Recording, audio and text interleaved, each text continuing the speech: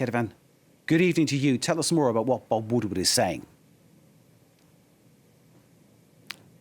Well, the very important thing to note is that the U.S. media has actually released the original recordings of that conversation. So you actually hear the president himself answering those questions by Bob Woodward. And what it paints really is this president speaking to Bob Woodward and telling him things that are completely opposite to the positions that he held back when those interviews happened. For example, there is an interview that dates back to early February where Donald Trump admits that this coronavirus is very dangerous, that it is much more deadly than the flu, that is 5 times more deadly than a flu because it spreads very easily through the air and that it's very difficult to control. At the same time, in public, he was still holding rallies with people not wearing masks. He was saying that the coronavirus was a simple flu and that it would be going away very quickly. So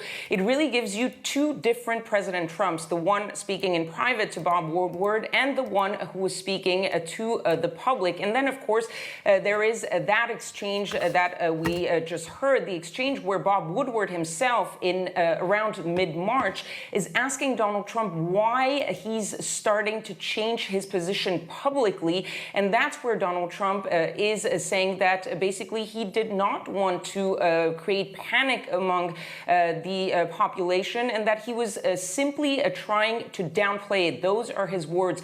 I always wanted to play it down. I still like to play it down. And that is still, to this day, the line of defense for Donald Trump.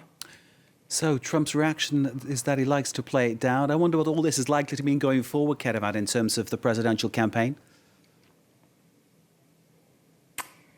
Well, Donald Trump is really going to play it. We saw him speaking earlier today, and it gave us an idea of how the Trump administration was going to deal with those comments coming out of those Woodward tapes.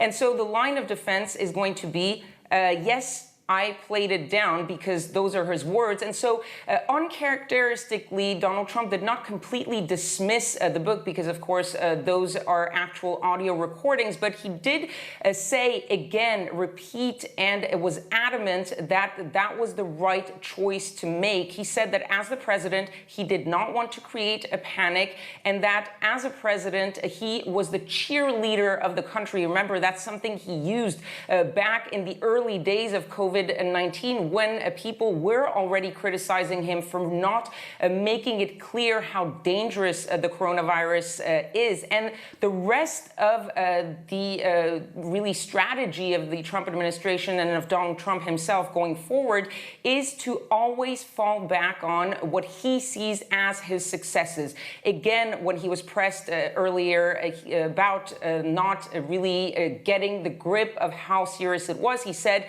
I was the one who initially put the travel ban on China. I was the one who put the travel ban on Europe. And thanks to what I did, we saved millions of lives, because there could have been millions of deaths.